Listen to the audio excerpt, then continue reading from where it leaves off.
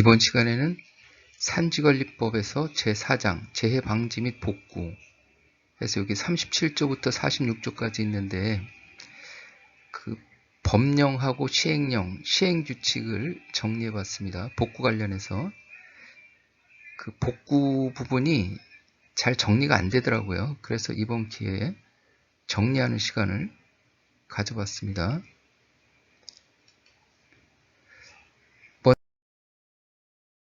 먼저 이 영상을 보시는 분들은 이거 누가 떠들고 있지 이렇게 좀 궁금해 하실 수가 있어서 여기에서 간략하게 제 소개를 해놨습니다.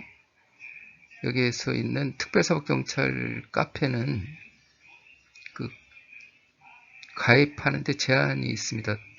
수사관님들만 이렇게 가입할 수 있는 거고요. 그 카페 가입할 수 있는 경로는 이 영상화면 아래 설명 부분에 그 게시를 해놨습니다. 제 소개는 이렇게 되어 있고요.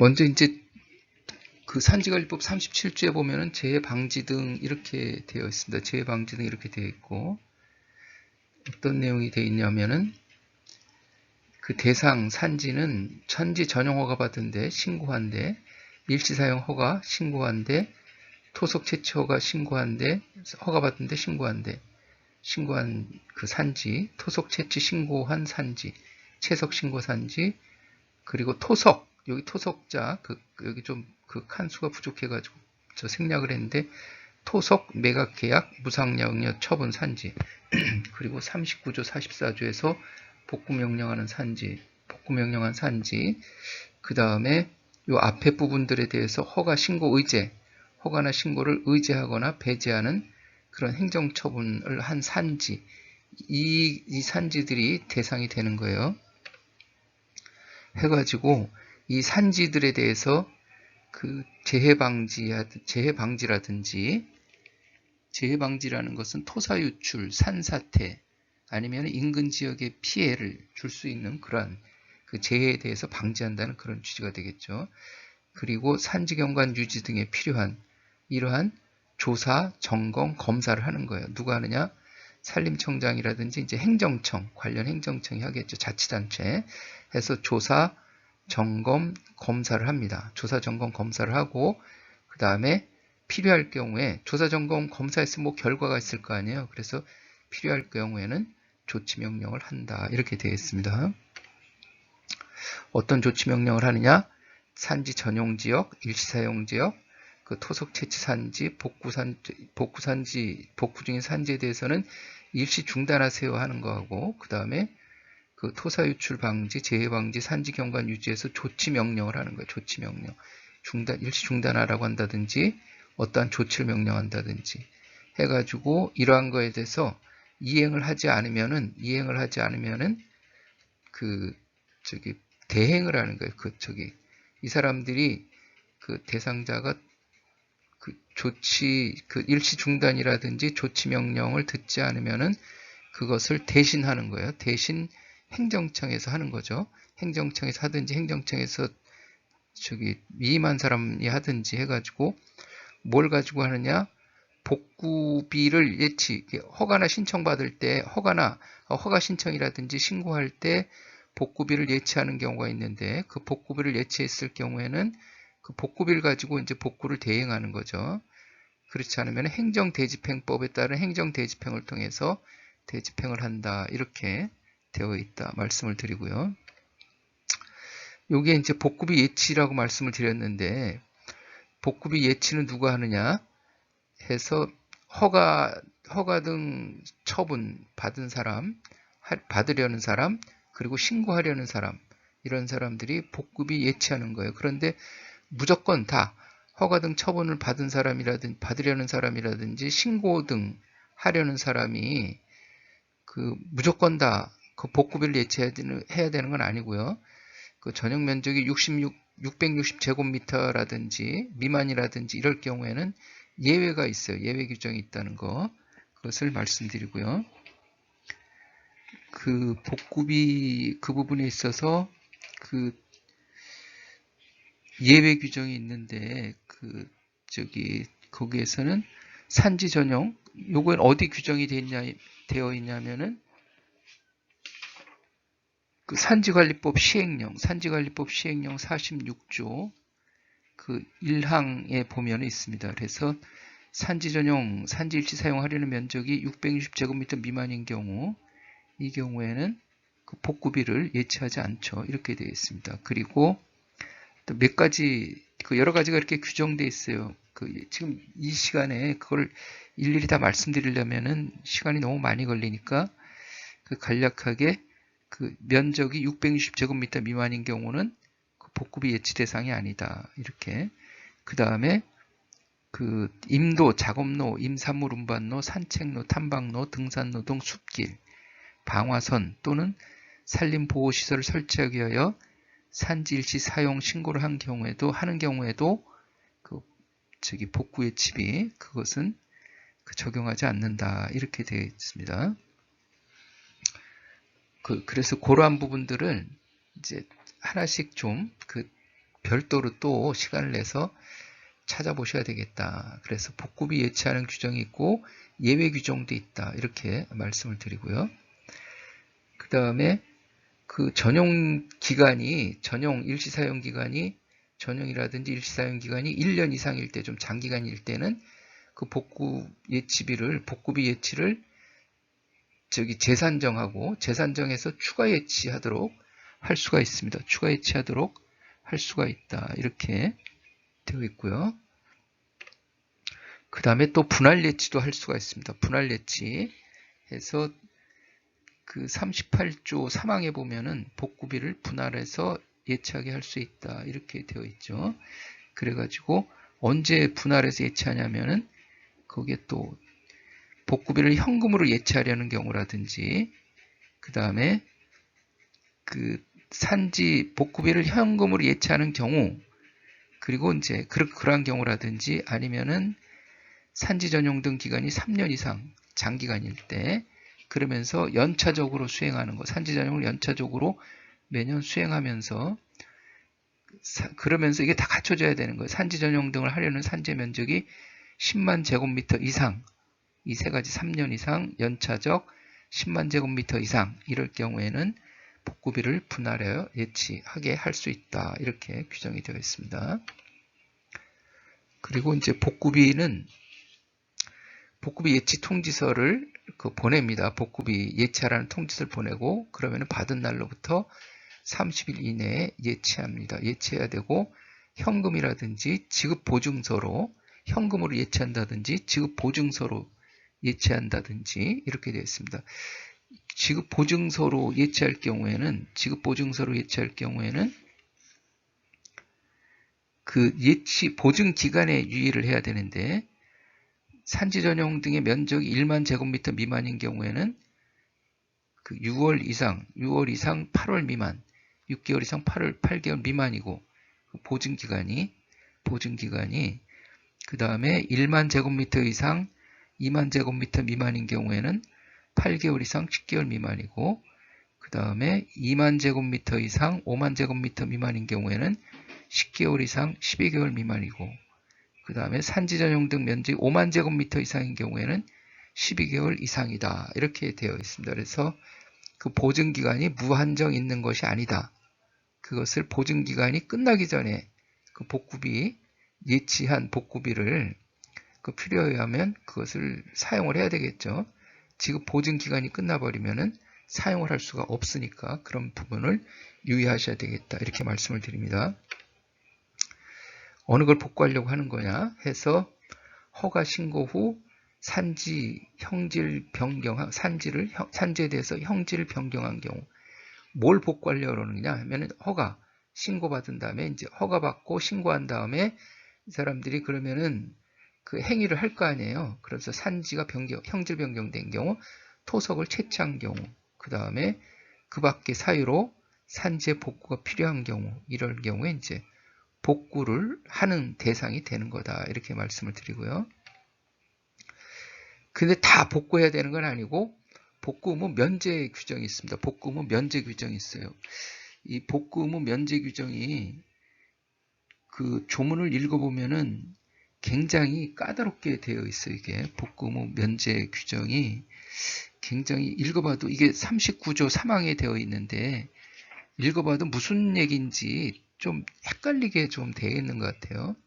간략하게 말씀드리면은 복구 의무를 진 복구 의무자가 있을 거 아니에요. 복구 의무자에 대해서 그 면제를 시키는데 그 복구 대상지에 대해서 별도로 또 새로 허가받거나 신고한 사람이 있어요. 그 새로 허가받거나 신고한 사람이 복구비를 예치했을 경우에는 그 복구할 필요가 없다는 거죠. 복구 의무가 면제된다는 거죠.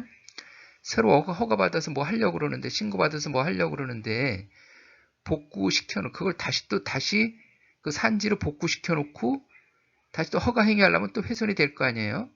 그럼 기껏 그 복구해놨는데, 새로 허가받은 사람이 다시 또 그걸 다 없애야 되는, 그러면은 그게 시간 비용이 낭비가 되잖아요. 효율적이지 못한 거죠. 그러한 경우에 새로 허가를 받거나 신고한 사람이 복구비를 예치했을 경우에는 기존의 그 복구 의무 대상자의 복구 의무는 면제한다. 이런 취지가 되겠죠. 그리고 복구비 이렇게 새로 허가나 신고받아가지고 허가를 받거나 신고받았는데 그게 복구비를 예치하지 않는 사안인 경우도 있죠.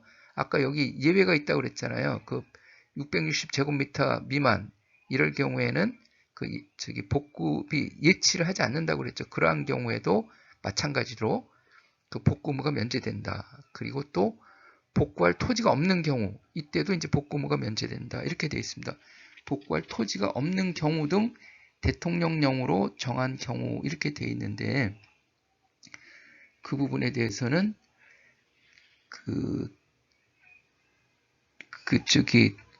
산림경영 1호에 보면은 그 복구 의무가 면제되는 그러한 부분에 있어가지고 47조 산지관리법 시행령 47조 그 1호에 보면은 그 산림경영 또는 산림공학과 관련되는 임도, 작업로, 산책로, 등산로, 탐방로 등 습기를 활용할 수 있는 산지인 경우 이렇게 다만 이제 단서조항에 절도 송탄면에 해당하는 산지를 제외한다. 그래서 이러한 부분들은 복구 의무가 면제되는 거예요. 그 다음에 지목 변경을 목적으로 산지 전용한 지역으로서 절토, 성토, 피탈면 등 복구할 대상지가 없는 경우 이렇게 그 다음에 산지의 형질 변경을 수반하지 아니하는 당 각호 용도로 산지를 일시 사용한 경우 이렇게 해서 이게 한 7가지가 이렇게 규정이 되어 있어요. 그래서 그러한 부분들을 다시 한번 그 복구 의무 면제 대상이 되는지는 다시 한번 그 산지관리법 시행령 47조를 좀 참고하셔서 살펴보셔야 되겠다. 이렇게 말씀을 드립니다. 그리고 또 이제 중간 복구라는 것도 있죠. 이게 장기간에 걸쳐서 한다든지 그럴 경우에는 필요할 경우에는 이제 중간 복구를 규정해 놓기도 했습니다. 이렇게 말씀을 드립니다. 중간 복구 규정도 있다. 이렇게 말씀을 드리는 거예요. 중간 복구를 할 수가 있다. 장기간에 걸쳐서 할 때는 중간에 뭐 문제가 있을 경우에는 중간 복구가 좀 필요할 수가 있겠죠. 중간 복구 규정은 39조 2항에 되어 있다. 이렇게 말씀을 드리고요. 중간 복구는 그 산지 전용 일시 사용 또는 토속 채취가 오랜 기간 동안 이루어지거나 산지 경관 또는 산림지의 복구 등이 필요한 경우에 이렇게 하게 되는 그런 복구다. 이렇게 말씀을 드리고요. 자, 그러면 복구를 하는데 제대로 해야 될 거 아니에요. 그래서 제대로 하려면은 어떻게 복구할 건지 그 설계서가 필요하겠죠. 해가지고 복구 설계서를 제출받아야 되겠죠. 해서 복구 설계서에는 복구 기간 등이 포함되어 있다. 복구 기간 등이 언제까지 복구할 거다. 이렇게. 그리고 복구 기간 등이 포함된 그런 복구 설계서를 제출을 합니다. 복구 설계서를 제출하는데 그러면은 그 복구 설계서는 그 언제 제출하는 건지 그것은 산지관리법 시행령 48조에 그 규정이 되어 있는데요. 그 산지 전용 등의 기간이 만료되기 전에 복구공사를 하기 위해서 복구설계서의 승인을 받으려는 경우에는 그 복구공사에 착수하기 전의 기간 동안 그 복구설계서를 제출하고 승인을 받아야 된다. 이렇게 되어 있습니다. 그리고 산지 전용 등의 기간이 만료된 이후 복구공사를 하기 위하여 복구설계서의 승인을 받으려는 경우에는 산지 전용 등의 기간이 만료되기 전의 기간까지 복구설계서를 제출하고 승인을 받아야 된다. 이렇게 되어 있고요. 그리고 이제 우리가 실무상 그 자주 나오는 거는 그 조치명령의 경우에 어떠한 조치명령을 하잖아요. 그러면 조치명령을 했을 경우에는 30일 이내에 받은 날로부터 조치명령을 받은 날부터 30일 이내에 그 복구설계서를 제출해야 됩니다. 이렇게 되어 있습니다. 자, 이렇게 되어 있고, 그리고 이 복구설계서는 처음에 허가 신청을 한다든지 신고를 한다든지 이때도 복구설계서를 같이 제출하면 되는 거예요. 그래가지고 허가가 났다든지 신고가 수리했다든지 그러면은 복구설계서가 승인된 것으로 이제 취급이 되겠죠. 이렇게 되어 있습니다. 그리고 복구설계서 제출 기간을 연장 신청할 수도 있어요.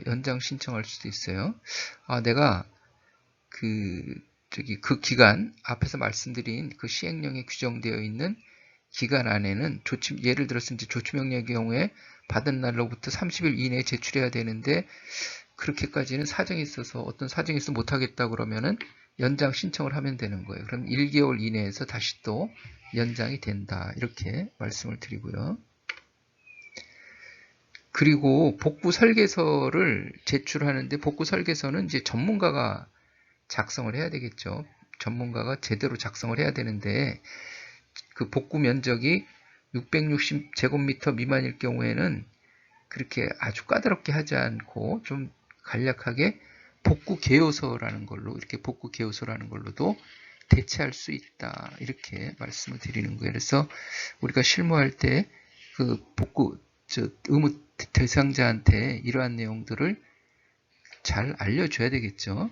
이것은 어디 규정이 되어 있냐면은 여기서 그 산지관리법 시행규칙 42조 여기 보면은 복구설계서의 작성 기준 등 이렇게 되어 있는데 산지관리법 시행규칙 42조 2항 3호에 보면은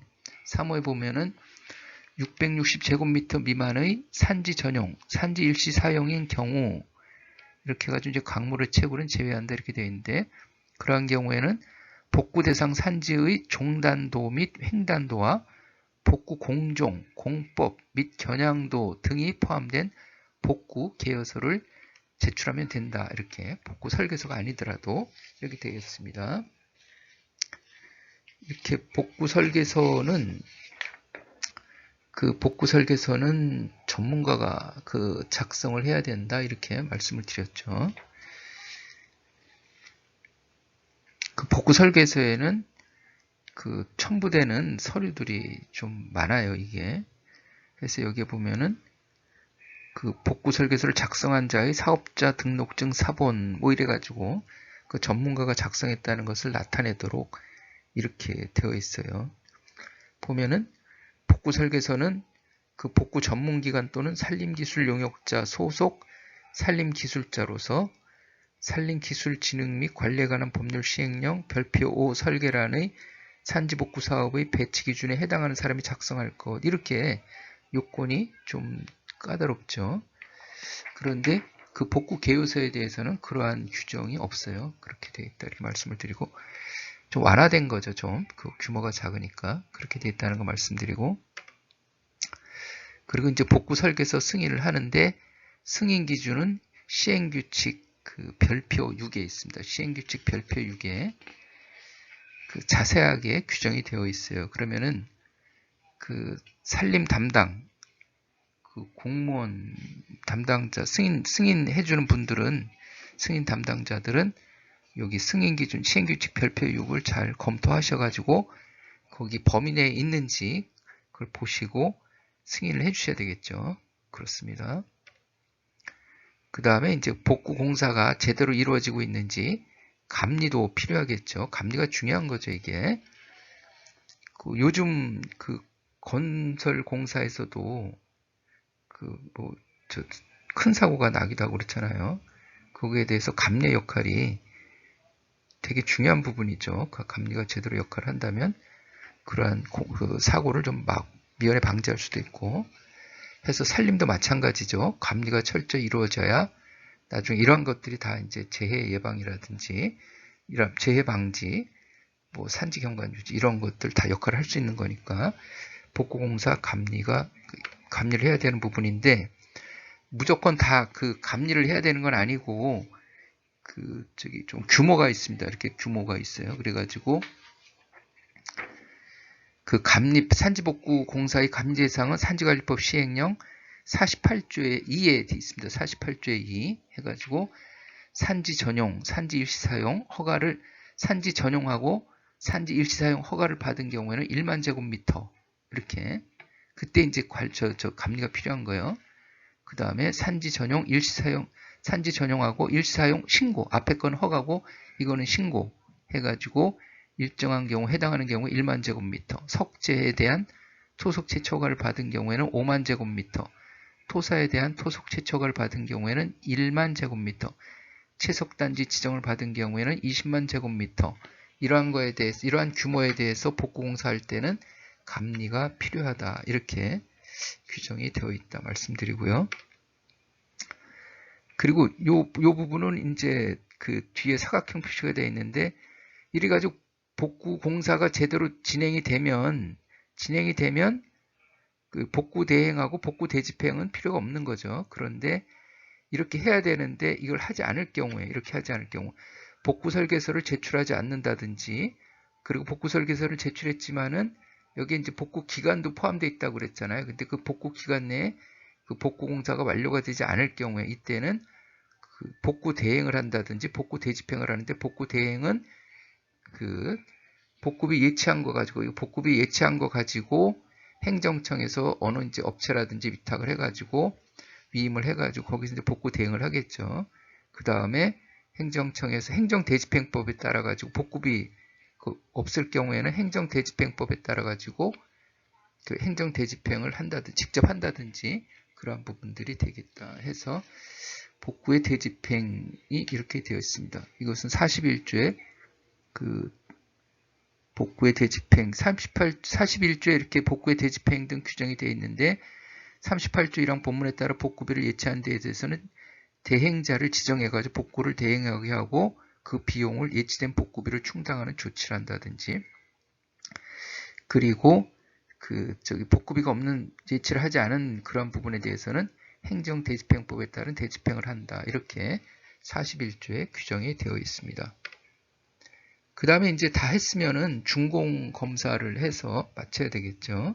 이렇게 되어 있습니다. 준공검사는 42조에 규정이 되어 있고요. 산지관리법 42조에 규정이 되어 있고 준공검사 할 때 준공검사 완료일 전까지 하자 보수 보증금을 예치하도록 되어 있습니다. 그래가지고 이것은 총 공사비 100분의 4에 해당하는 금액을 하자 보수 보증금으로 예치하게 되어 있다. 그리고 예치금은 5년 동안 예치해 놓는 거예요.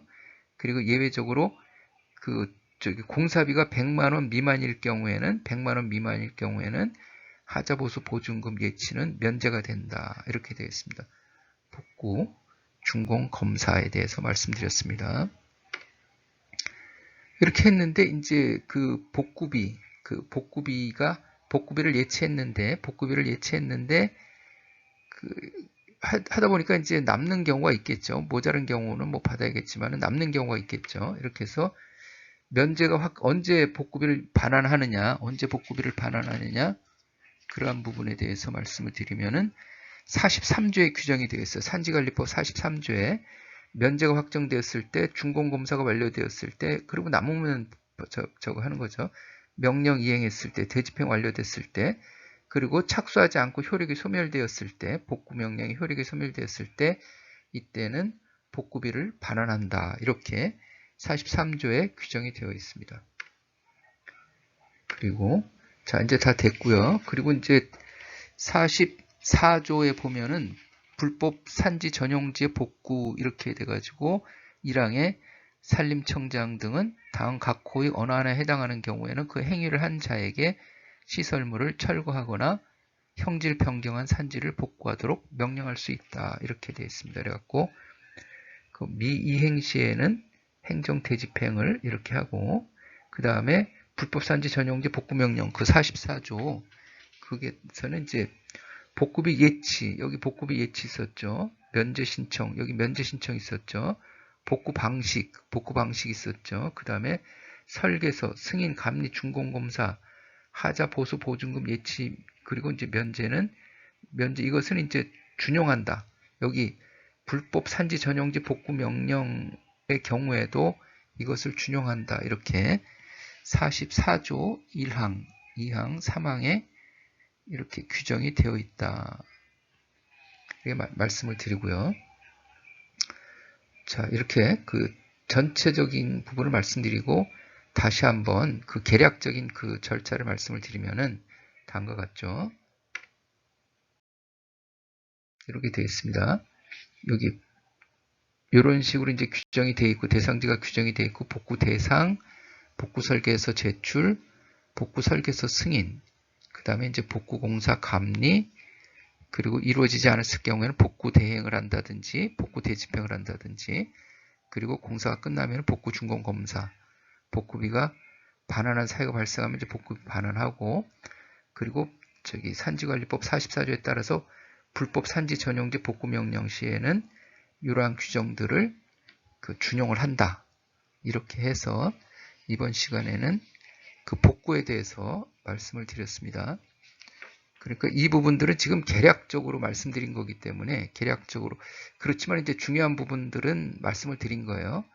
해서 좀 더 세부적으로 이렇게 살펴보시려면은 관련 그 조문들 그리고 산지관리법, 산지관리법 시행령, 시행규칙, 별표 이러한 부분들을 그 구체적으로 다시 한번 살펴보셔야 되겠다. 이렇게 말씀을 드립니다. 그러면은 이만 이것으로 마치도록 하겠습니다. 자, 수고 많으셨고 감사합니다.